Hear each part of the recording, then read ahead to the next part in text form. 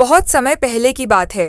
एक हरे भरे गांव में रामू नाम का एक गरीब लेकिन बहुत ईमानदार लकड़हारा रहता था। वह रोज सुबह जंगल जाता, लकड़ियां काटता और उन्हें बेचकर अपना और अपनी बूढ़ी माँ का पेट भरता। रामू के पास ज्यादा पैसे नहीं थे, लेकिन उसका दिल बहुत साफ था। वह कभी झूठ नहीं बोलता और न ही किसी का हक मारता। जंगल का रहस्य। एक दिन रामू रोज की तरह जंगल गया। जंगल बहुत शांत था। चिड़ियाओं चहचहा रही थीं और हवा ठंडी ठंडी चल रही थी। लकड़ी काटते काटते अचानक उसकी कुल्हाड़ी फिसलकर पास की नदी में गिर गई। रामू घबरा गया। वह बोला, अब मैं क्या करूं? मेरे पास दूसरी कुल्हाड़ी नहीं है। अगर लकड़ी नहीं काटूंगा तो माँ भूखी रह जाएगी। रामू नदी के किनारे बैठकर रोने लगा। जादुई परी का आगमन। तभी अचानक नदी से तेज रोशनी निकली और एक जादुई परी प्रकट हुई। उसने मीठी आवाज में पूछा, रामू, तुम क्यों रो रहे हो? रामू ने पूरी सच्चाई बता दी।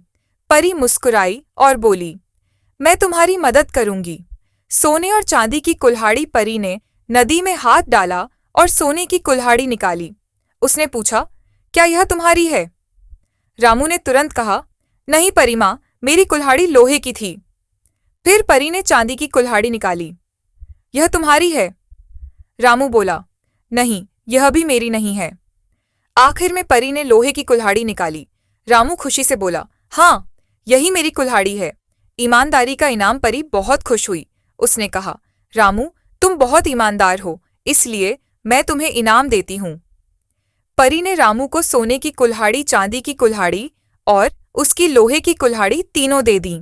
रामू बहुत खुश हुआ और बोला, धन्यवाद परी माँ, मैं हमेशा ईमानदार रहूंगा।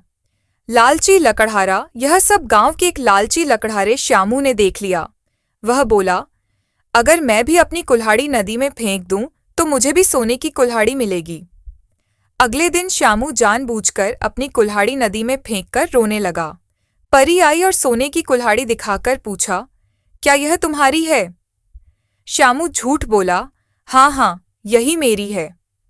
झूठ की सजा। परी गुस्सा हो गई। उसने कहा, तुमने झूठ बोला, लालच अच्छी चीज नहीं होती। परी गायब हो गई और श्यामू को अपनी कुल्हाड़ी भी वापस नहीं मिली। सुखी जीवन। रामू अपनी माँ के साथ खुशहाल जीवन जीने लगा। वह बच्चों को हमेशा सिखाता, ईमानदारी सबसे बड़ी दौलत है।